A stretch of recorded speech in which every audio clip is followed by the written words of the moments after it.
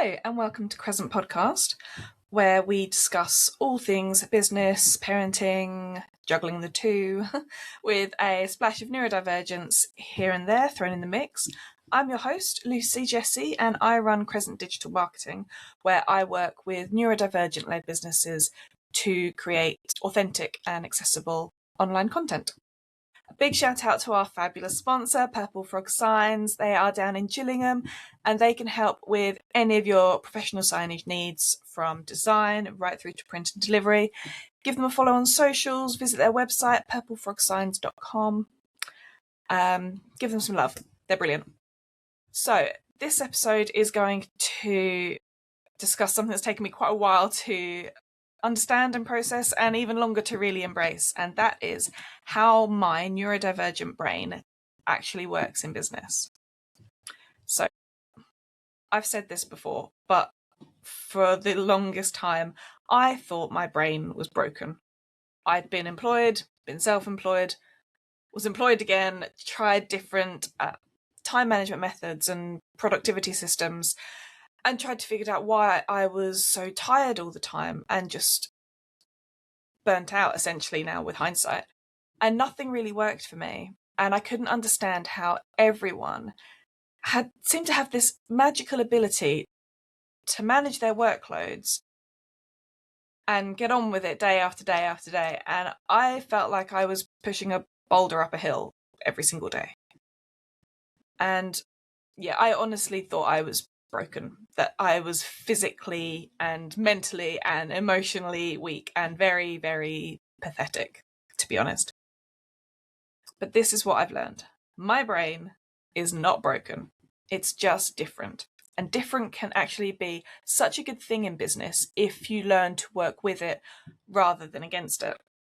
And this really clicked for me when my husband made a comment along the lines of, "Why are you always so tired at the weekend?" And it struck me that not only was he right, but there had to be a reason for it. Every weekend I would just crash and I would be so exhausted. I had no energy to do anything.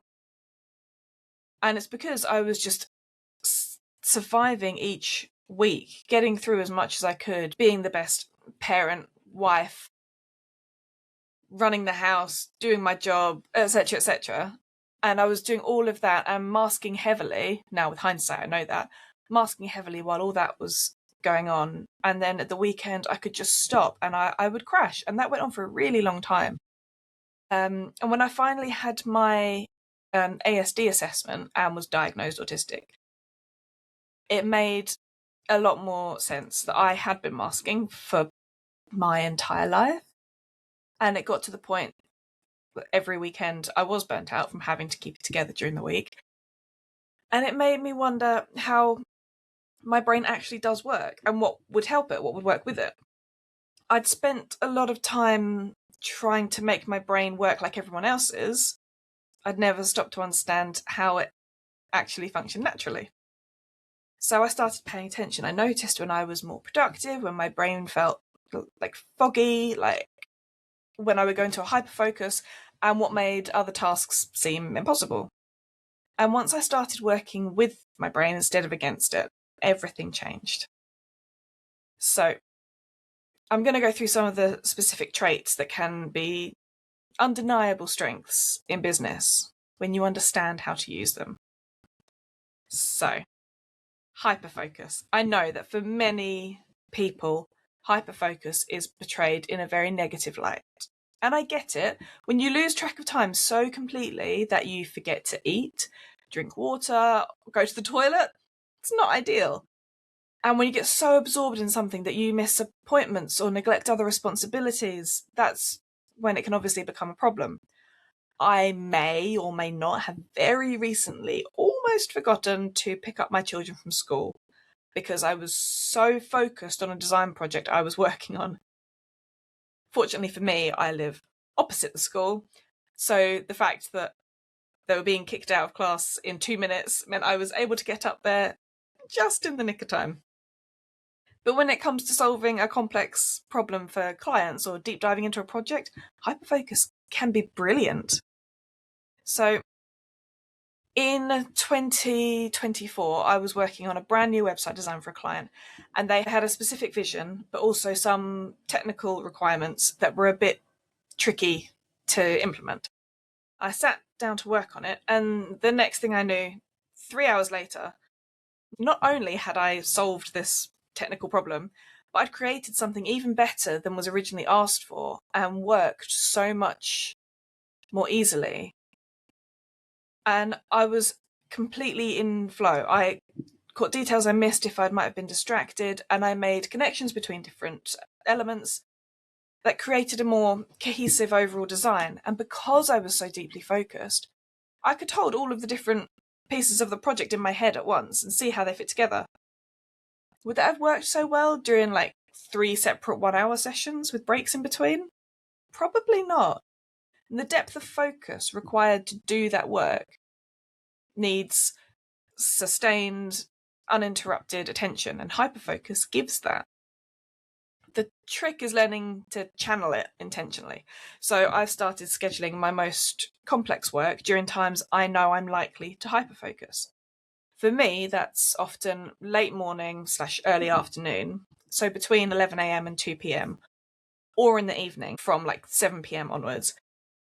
I know if I start a challenging project during that window, there's a good chance I'll drop into hyperfocus and get so much done, and it will be of a better quality than if I tried spreading it out. I have learnt to set alarms on my phone to remind me to eat and drink water and pick up my kids. And I keep snacks around me, and I'll have hot drinks and a water bottle on my desk, and I'll squirrel myself away during those times so that it can be uninterrupted. And I've explained to my family that if I'm in the zone, I might not hear them talking to me, and I'm not being rude. I've just blocked out everything else as much as I can. And that's just how my brain works. I've learned to work with hyperfocus instead of feeling guilty about it or trying to suppress it. And I think that's made a big difference in both my productivity and my relationship with my own brain. And then there's pattern recognition. And I've always noticed patterns in everything from number plates on car journeys. I see things and just everywhere. I see patterns everywhere. My brain is constantly looking for patterns and connections. And it's exhausting, to be honest. My brain doesn't really switch off. And it's always processing, analysing, looking for underlying structure of things. But in business, and particularly in digital marketing, this is incredibly useful. I can look at a client's social media analytics and immediately spot patterns in what's working and what isn't. I can see connections between their content strategy and their engagement rates, and identify trends before they become obvious to other people. When reviewing analytics for a client, I can notice when their posts about a particular topic consistently perform well, even if they thought those posts were less important than their main content. And because I see the pattern across several months of data, I can then suggest they lean into that topic a bit more, which they do, and then their engagement could increase. And this kind of pattern recognition also helps with problem solving. When a client comes to me with a problem, my brain automatically starts making connections. Oh, this is similar to a problem I solved for another client, but with this twist. And I've read about this technique that might apply there. Or what if we combined this approach with that strategy? It's always looking to build bridges and make connections. And I can come up with solutions that are usually quite creative because I'm pulling from all these different patterns and connections that my brain has noticed over time. And it's something that I think many neurotypical business owners might have to work much harder at. For me, it's just how my brain works. And let's talk about creative thinking. This is huge. Neurodivergent brains often approach problems from completely unexpected angles. Where others might see one obvious solution, I'm seeing 5 different possibilities, 3 alternative approaches, and 2 completely unconventional ideas that might just work brilliantly. And this means I can offer clients unique strategies that they won't get anywhere else. I'm not just following the same marketing advice everyone else follows. I'm constantly thinking about and referring to their specific situation and coming up with approaches tailored to their needs. I worked with a client who ran a very niche service business. They were struggling to get traction with traditional marketing approaches. It wasn't working. The standard advice in their industry just wasn't connecting with their audience. So we thought about their business from a completely different angle. Instead of trying to market their service in the way that everyone in the industry did, we took a completely different approach and focused on email marketing. Targeted a slightly different audience than their competitors were going after, and using platforms and systems that others in their industry were ignoring. And they started getting results. This client was also neurodivergent, and we worked so well together because our brains naturally think sideways instead of straight lines. But together, we got to the solutions. And here's the crucial thing about all of these strengths. None of them will work properly if you're constantly trying to mask or suppress your neurodivergence. When I stopped trying to force my brain to work like everyone else's and started building my business around how my brain actually functions, everything changed. That's one of the reasons I think why I have embraced my neurodivergence so much. And it's made such a difference. So let me talk about what masking does to these strengths. When you're spending all your mental energy pretending to be neurotypical, there's no energy left for the things your brain's actually brilliant at. When I was trying to maintain neurotypical working hours and responding to every email immediately, taking phone calls even though they drained me, I was exhausted. And when I was exhausted, I couldn't access my hyperfocus. I wasn't seeing the patterns so much, and my creative thinking was long gone. I was just trying to survive each day. And I know that might sound like an exaggeration to a neurotypical mind, but if you're neurodivergent, you'll probably get what I mean. Once I stopped masking and I started working in ways that suited my brain, suddenly all of those strengths become available again. I had energy for the deep work. My pattern recognition was firing on all cylinders, and creative solutions came naturally because I wasn't using all my brain power to appear neurotypical. So, how does it work? What does this look like in practice? How do you actually build a business around your neurodivergent brain instead of fighting it? Firstly, identify when your brain works best. And I don't mean when society says you should work. I mean, when do you actually feel most focused and capable? For me, my brain is foggy and uncooperative first thing in the morning. I can do basic admin tasks, but anything requiring deep thought or creativity, forget it. My brain really wakes up late morning and is probably at its best early afternoon. Sometimes it's not till the early evening, but I schedule accordingly. Morning is for my emails, basic admin, scheduling social media posts I've already created. Late morning is for client meetings and communications. And early afternoon / evening is for the deep work like website design, content creation, strategy development, things that I can really just focus on and forget about the world. But this isn't what most business advice suggests. Most productivity gurus will tell you to do your most important work first thing in the morning. But that doesn't work for my brain, so I don't do it. And my business runs so much better because I've accepted that. Secondly, pay attention to your energy levels throughout the day and throughout the week.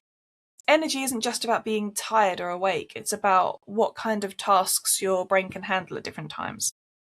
I've noticed I have different types of energy available at different times.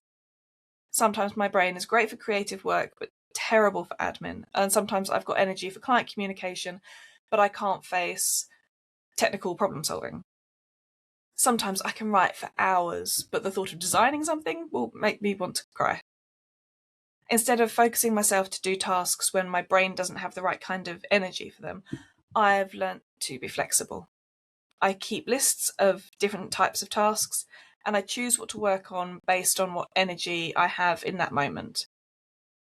I can also plan ahead, and if I know I'm going networking or I've got lots of meetings one day, I know the next day I need to be at home with a quieter day where I'm less peopling, where I'm seeing a quieter day where I'm at home. And putting this into practice might sound chaotic, but it's actually incredibly efficient. Third, accept that some days and weeks will look completely different to others. And this is such a big thing for me. And it's probably the hardest thing for many of us to accept, because we've been taught that consistency is professional and important, but neurodivergent brains often have an inconsistent capacity. Some weeks I'm incredibly productive, I get through mountains of work, I'm focused, I'm energetic, creative, and everything flows. Other weeks I am managing a lot with my caring responsibilities.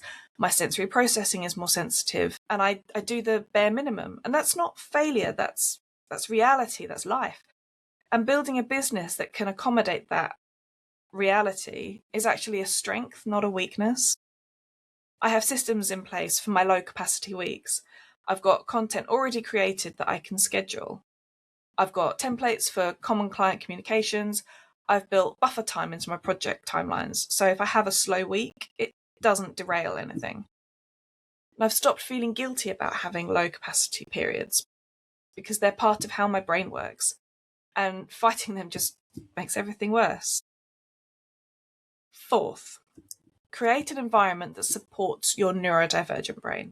This looks different for everyone, but it's crucial. So for me, this means having a quiet workspace where I can control sensory input. I work from home, I have my lovely little office in the garden, and I have control over the noise, the lighting, temperature, and generally interruptions. If I'm out here working, my children know not to come and interrupt me.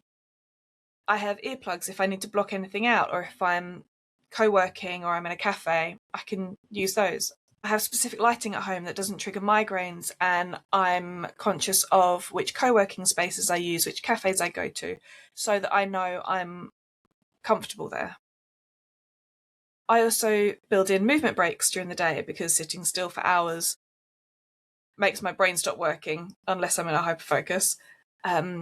I walk around if I'm thinking through problems. I take short walks. Fortunately, I live out in the countryside, so if I need a break or I'm stuck on something, going for a walk in the fresh air just gives you a literal refresh.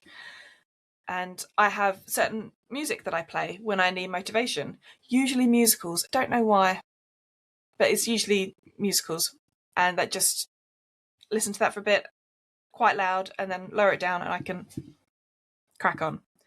None of this is what traditional office culture would consider professional, but it's what my brain needs to function well. So that's what I do. Fifth, okay, stop apologising for how your brain works. It's so important. Your neurodivergent traits aren't weaknesses to overcome or problems to fix. They are part of who you are, how you operate, and in many cases they are genuine strengths. And you should never apologise for who you are.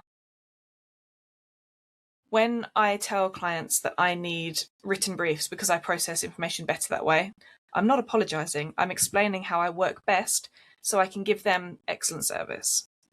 If, for example, I didn't take unscheduled phone calls because I need time to prepare for conversations, that wouldn't be me making excuses. It would be setting boundaries that help me do my best work. I used to frame things apologetically. So, sorry, I'm not great on the phone. Sorry, can I have this in writing? Sorry, I need a bit of extra time to process this. But now I frame them as professional practices. So I provide the most thorough service when I have written information to refer back to. I schedule calls in advance so I can give you my full prepared attention. I'll need a day to review this properly and get back to you with detailed feedback, which I've literally just said in a message to someone before I recorded this. I said, let me have a look at this and I will get back to you, because I want to give them the best response I can. And can you see the difference? Like, I'm not sorry for how my brain works. I'm being professional about accommodating it so that I can give excellent work and service to my clients. So let me give you some specific examples of how I've built my business around my neurodivergent strengths. So, 1, I batch create content, but not on a schedule. Traditional advice says to batch all your content on the same day each week. But what if that day my brain isn't in a creative mood? What if I'm having a high energy, creative day on a Tuesday, but I'm supposed to be doing admin? Instead, when I feel creative and ideas are flowing, I create as much content as I can. Sometimes that's one piece, sometimes it's 10. And I store it all in a folder, and then I can schedule it when I'm in an admin mode. That works with my brain instead of forcing creativity on a schedule, which won't produce good content. 2, I've structured my service around my strengths. I offer social media management, content creation, because those things are what I am genuinely good at. They play to my strengths in visual thinking, pattern recognition, creative problem solving. I don't offer services that would require me to mask heavily or work against my natural strengths. I don't do phone consultations because that would be exhausting and such hard work for me. I don't do traditional networking events where you have to do a pitch to a large group of people, try to work your way around a room when there are 120 people in there and the noise is loud and the coffee smells funny, and it's too much. They drain my energy resources enormously. So I go to the networking events that work for me. And it's taken me a while to work out which ones are actually benefiting me the most. And this might mean that I'm turning down potential revenue, but I'm building a sustainable business that I can actually maintain long term. And that's worth so much more than short-term income from services that would just burn me out.